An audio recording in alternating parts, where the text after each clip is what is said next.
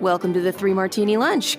Grab a stool next to Greg Columbus of Radio America and Jim Garrity of National Review. Three Martinis coming up. Hey, really glad to have you with us for the Tuesday edition of the Three Martini Lunch. Jim Garrity is off today. Happy to be joined by Scott Bertram, the general manager at WRFH, Radio Free Hillsdale, 101.7 FM, on the campus of Hillsdale College, where he directs the Hillsdale College Podcast Network, hosts the Radio Free Hillsdale Hour. And in his free time, somehow there is some, he is co-host of the Political Beats podcast and the relatively new podcast, I guess still, called Wasn't That Special? 50 years of Saturday Night Live, which is now almost halfway through. That's right. The arc of Saturday Night Live. I believe you're on season 23 that you just completed. Is that right? 23 is in the books, and 24 will be taping on Friday. So, yes, inching closer to the halfway point. Yes, exactly. And if you know the math on when SNL started, they're getting close to the turn of the millennium. So if you haven't checked that out, check it out at wasn'tthatspecial.com. We've got good, bad, and crazy martinis for you today. And Scott, I know it took a tremendous amount of discipline for you not to call the retirement of beleaguered Major League umpire Angel Hernandez as the good martini. He has frustrated people and raised blood pressure for far too long, and so that is good news. But good discipline on your part to keep it somewhat in the political realm today. Well, that just means someone else takes over as worst umpire in baseball, whether it's C.B. Buckner or Laz Diaz. Someone will always have that title. But yeah, Angel Hernandez, you don't have to look far on the internet to find compilations of blown calls, and it's been a long, long time. And apparently his last game was actually a White Sox game. I think back on May 9th was his last game. Did home plate, and since then has been negotiating some sort of settlement to leave, and he's done. What's it going to take to make our bad PR from you go away is basically the way MLB looked at this, I think. But he is gone, and like you said, it doesn't mean the end of bad calls, but if you see some of the threads of his horrific calls over the years, you can see why everybody wanted him gone. Anyway, let's get to some actual good news in the political realm. Politico with the story back on Sunday. Governor Ron DeSantis and Florida Republicans have spent years aggressively turning the state into a haven for school choice, and they've been wildly successful with tens of thousands more students enrolling in private or charter schools or homeschoolings. Now, as those programs balloon, some of Florida's largest school districts are facing staggering enrollment declines and grappling with the possibility of campus closures as dollars follow the increasing number of parents opting out of traditional schools. And so when you read further down in the story that Broward County might need to close up to 42 campuses just in that one county alone, it tells me that tens of thousands of children finding other enrollment based on the options their parents now have might be a little bit on the minimized side there, Scott. So, I mean, I don't necessarily want to see public schools closing. What I want to see is parents to have options of quality schools, and if public schools aren't providing that, then they should be closed. So what do you make of the parents choosing these options of private schools or homeschooling or religious schools, and then the inevitable freakout that follows when the public schools can't keep up? Well, remember, one of the arguments that anti-school choice people have is that they say that the charter schools they don't have any sort of accountability. They open, they do what they want, there's no accountability. But the fact of the matter is that there is accountability, because if parents don't want to send their students there, they will close. And now similar accountability is coming for public schools, who parents and families have decided are not the places for their children to learn. There are other parts in the country, for example, in Chicago, where they simply refuse to close buildings. If you look at some of the numbers in Chicago, it's just unbelievable. You have these massive buildings opened decades ago that those buildings now hosting like dozens of students. So at least in Florida, there's discussion about closing some of these locations down and being better stewards of tax dollars. Inside the piece, though, it's not just charters. Private school enrollment in Florida rose by 47,000 students to 445,000 students in the past 4 years. So that's better than 10% increase in just 4 years. And homeschooling in Florida, that population grew by nearly 50,000 students in the past 4 years, now at 154,000 students. So again, not a math major, but I believe that's about a 50% increase in homeschool students in Florida as well. This is a victory for consumer choice. You give families and give parents the opportunity to decide what is best for their children, the best location for them to learn, the best programs for them to thrive. They choose, the money follows the students, and then, yes, you deal with the consequences. But Politico's story, of course, couches this as something terrible. Ron DeSantis got his way. Now schools have to close. Well, other schools have opened, and other schools are finding success, and parents like these other schools. And yes, there will be calls for similar programs in states across the country because of the success that Florida's had. Exactly right. Yeah, a 50% increase nearly in homeschooling in just a 3 to 4 year span there. And the same thing going on with private schools. Not that huge of a difference, but definitely on the upswing. And so, Scott, it's fun to watch the freak out here because they still don't get it. They feel like anything that potentially shrinks or reduces funding for public schools is instinctively bad, even though the people that are leaving still have access to that funds. It's now up to the public schools to prove that they are a competitive advantage against these private schools and homeschooling. And if they can do it, they'll probably win some of them back. And if they can't, they shouldn't be there. Yeah, there's an example in the story of a thriving public school. And if those programs are offered are ones that parents want and students want, then they'll be fine. Those schools are not the ones that are going to be having difficulties. It's the schools that are having problems, whether it be in test scores or school culture, whatever reasons that parents have for wanting to put their students in other places. And, the fact that you see homeschooling rising and private school also rising doesn't necessarily, or I should say, sort of indicates that it's not just that they love charter schools, so that parents realize that many public schools simply aren't doing the job anymore. And so what are our options? Be it charter schools, be it private schools, be it homeschooling. But again, post-COVID, and this realization of what's actually happening inside the classrooms, what's being taught, parents are more than thrilled to have actual options. It's not the case in every state. I moved from Illinois to Michigan. When we were in Illinois, my wife and I were planning years before we needed to.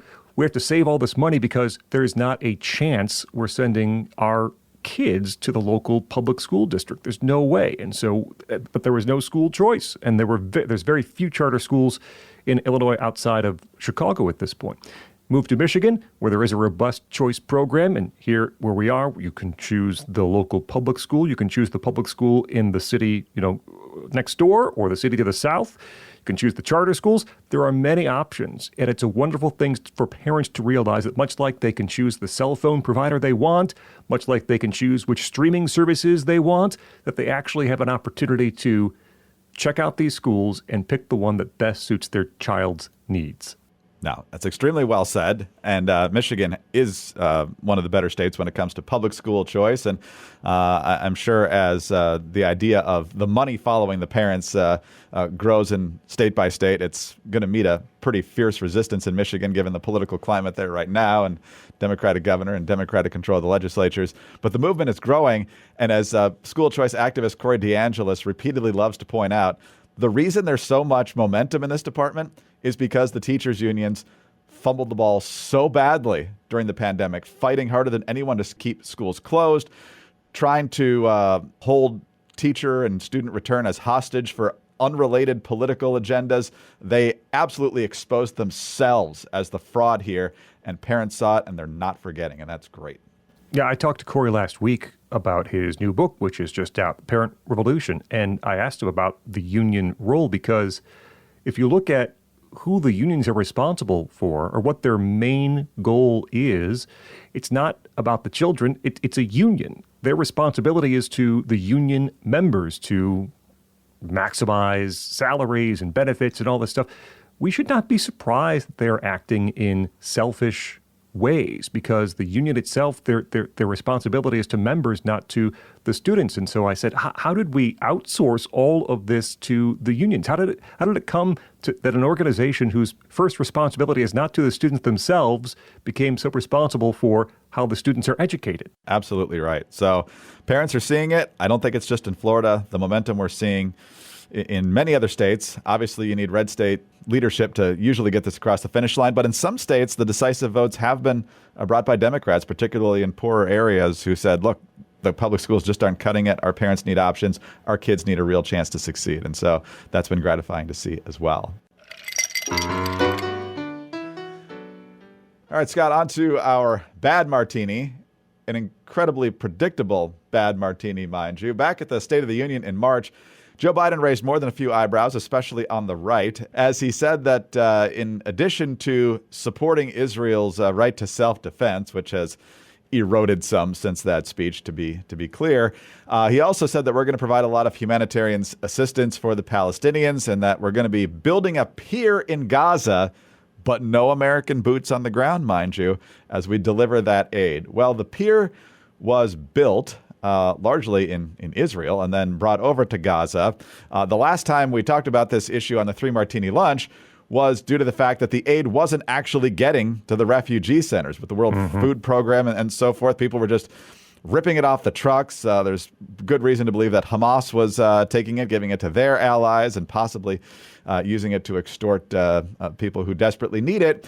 And now, over the weekend, due to allegedly some rough seas in the Mediterranean, the pier has fallen apart. NPR, 4 U.S. Army vessels supporting the humanitarian floating pier mission in Gaza became unmoored by rough seas. 2 vessels are now anchored on a Gaza beach near the pier. The other 2 are beached further north on the coast of Israel near Ashkelon.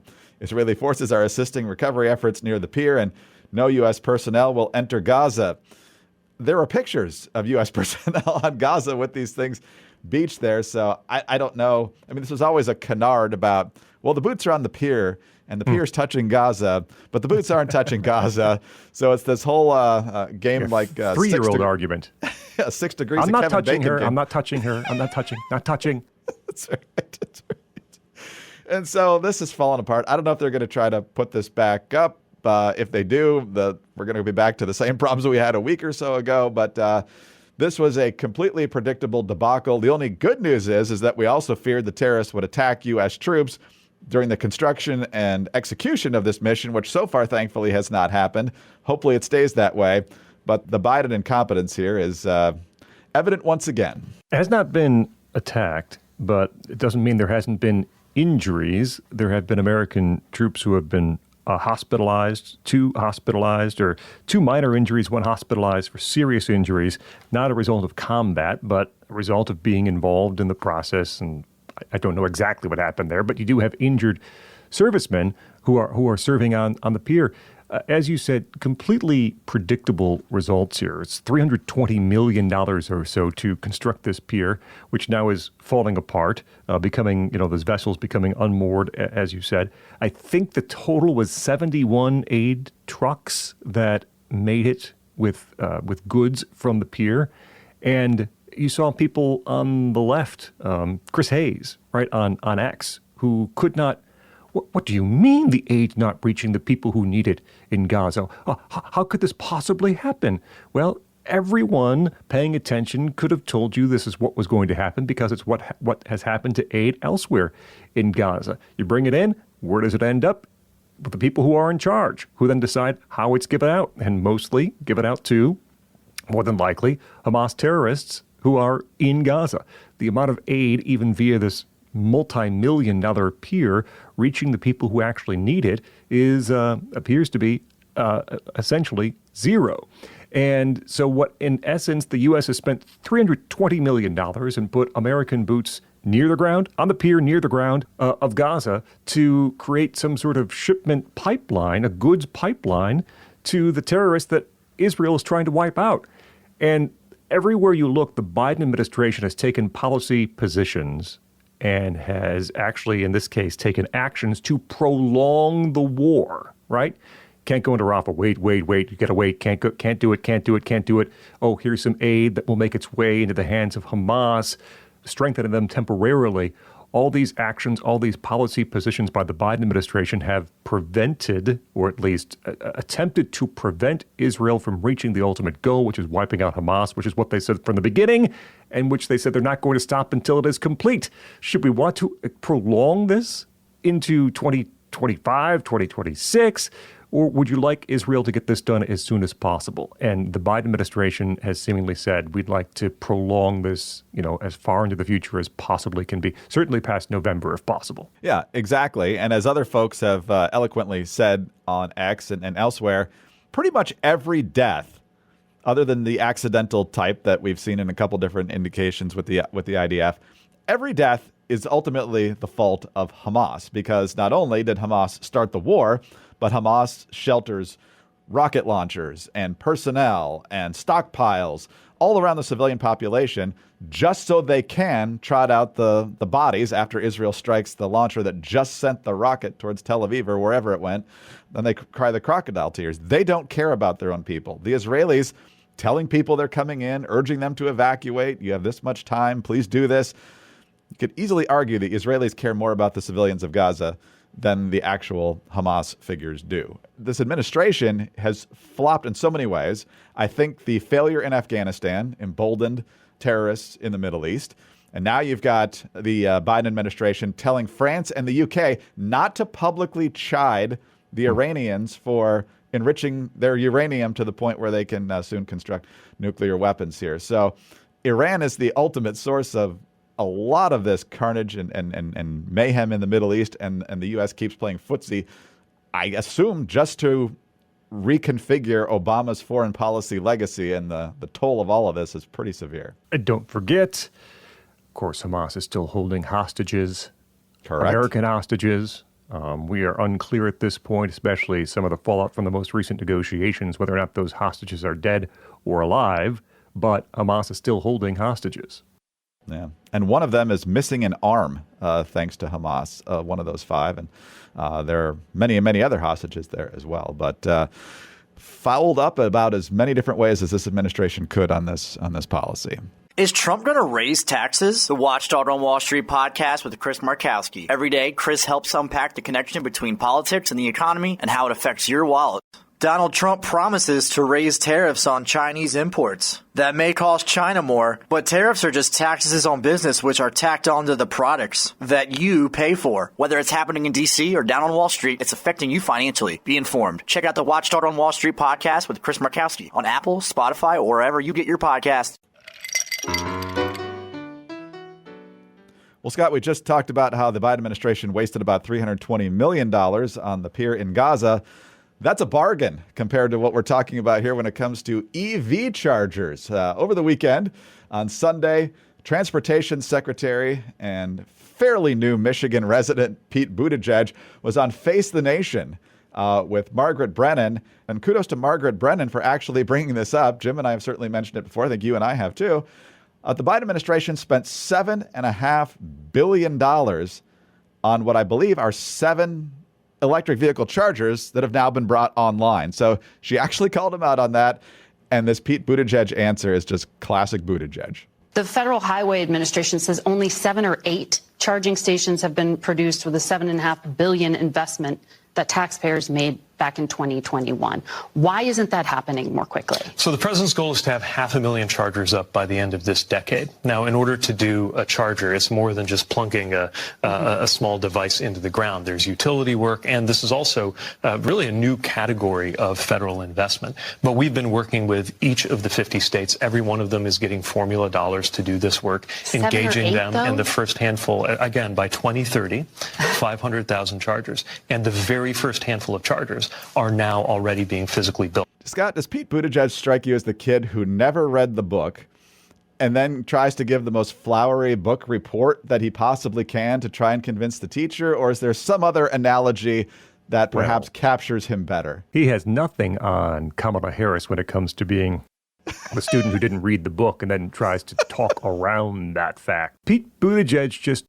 to me, always wants to sound like the smartest person in the room, which is a different kind of student, I think. And the fact that, I didn't list all of the problems that have occurred under his watch as transportation secretary, but there are myriad issues that have cropped up, and he has seemingly avoided most critiques for his role or lack thereof in what's happened in the department during his years, and still being talked about as a future presidential candidate. And boy, Republicans fear Pete Buttigieg. I'm not so sure about that.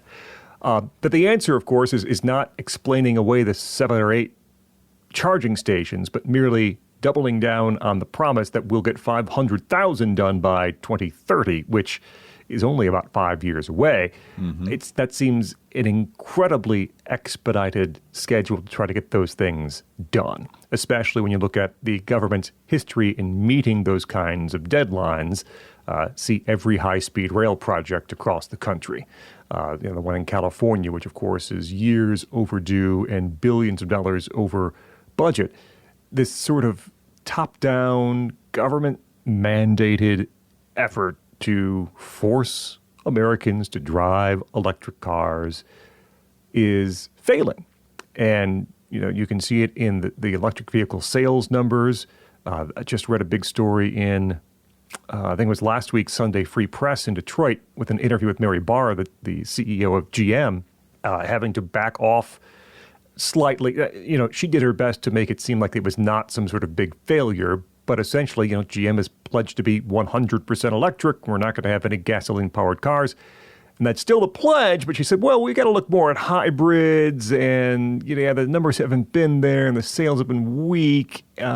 It's just, we've talked about it before here on the show. When the rubber hits the road, pun intended, and people have to commit, not just a pie in the sky sort of, yes, it would be nice, and plug it in overnight, and we'll find these charging stations. And we've seen these journalists who have taken road trips, how I got from New Orleans to Chicago, and what it took to find where to charge, and it's cold, so the range is reduced, and it's cold, so I can't charge as quickly. When people have to confront that reality, it's really uncomfortable. And especially since, something that would assuage them would be a huge network of electric charging vehicle stations. So the explanation that don't worry, they're coming 5 years from now is not a great way to talk around the issue, because if you have any chance of actually making this transition happen and getting more people into electric vehicles, the charging stations have to come before the acceptance by the public. People aren't going to go and look and say, well, I hope I can charge my car when I'm on the road, and I hope there's a place I can stop when I'm out in the middle of Nebraska or wherever you might be. They don't seem to understand that promising, buy the EV now, we promise 5 years from now you can charge it, isn't going to make anyone move. Not at all. And if they already spent $7.5 billion to get 7, I'm pretty sure the next 499,993 aren't going to come free. So they're going to have to shovel a lot more money into that. But 500,000 wouldn't even be close to enough, because I just Googled, if you have 150,000 gas stations allegedly nationwide, so they estimate between 900,000 and 1.8 million pumps. Well, you and I can fill up right now in about 4 minutes, 5 minutes. You're going to need 10 times that amount of time to charge your car. And unless you want to wait in line on the turnpike somewhere for 4 or 5 hours, the amount of infrastructure you would need is insane. And then the grid can't handle that much, not even close to that much. And so this pie in the sky green agenda is just simply unworkable anytime in the near future. They're going to have to kick it down the road, I think, for sure. And I'm increasingly convinced that the goal is not to get us into EVs. I think the goal is just to get us out of cars entirely. But I might be too cynical on that. That's, the fact that people are opting for hybrids mean that they're taking a logical route, saying, I'd like this to happen. I'm not confident it will until I am. I have this gasoline backup. I have the ability to actually get where I want to go in an emergency. If there's a storm and power lines are down and I can't charge my car, I at least have the opportunity to get to the hospital or get somewhere where I need to be. That's a logical line of thinking that I think this might be the future, but until it arrives, I have this option. And for a long time, GM and others were just refusing to consider that hybrids were a part of the future. It was all EV or nothing. And now at least there's some signs that among the American automakers that there's going to be more of an emphasis on the hybrid vehicles. But I still think that's years off too, right? I mean, people, when they go to buy a car, are still looking for primarily gasoline-powered options. And if GM and Ford aren't going to provide them, there are probably plenty of automakers who don't make their home here in the U.S. that are going to be willing to provide them. Exactly. I mean, the automakers are in a total pinch here. The government is mandating a certain percentage of new vehicle sales here in the next few years, and the customers could not be clearer in the opposite direction. We don't want them. And so if you want to meet the customer, you got to go in one direction. If you want to play footsie with the government, you got to go in the other direction. But you can't appease both with the same plan. You just can't do it right now. So if the government just would let the market work, Scott, it wouldn't be very complicated. But apparently we can't have that anymore. Then what would government do? As little as possible beyond what's enumerated in the Constitution. Anyway, thanks so much for filling in for Jim today. Have a great summer. I'm sure we'll talk again soon. Thank you, Greg. You bet. Scott Bertram is the general manager at WRFH 101.7 on the campus of Hillsdale College, where he lectures in journalism. He's the director of the Hillsdale College Podcast Network. He's host of the Radio Free Hillsdale Hour. He's co-host of Political Beats. He's the co-host of Wasn't That Special? 50 Years of Saturday Night Live, which you can subscribe to and learn more about at wasn'tthatspecial.com. I'm Greg Corombos of Radio America. Thanks for being with us today. Please subscribe to the 3 Martini Lunch podcast if you don't already, and tell your friends about us as well. Thanks also for your 5-star ratings and your kind reviews. Please keep those coming. Get us on your home devices. All you have to say is play 3 Martini Lunch podcast. Follow us both on X. He's at Scott Bertram, S-C-O-T, just one T, B-E-R-T-R-A-M. I'm at Dateline_DC. And of course, Jim Garrity is at Jim Garrity. Have a great Tuesday and join us again on Wednesday for the next 3 Martini Lunch.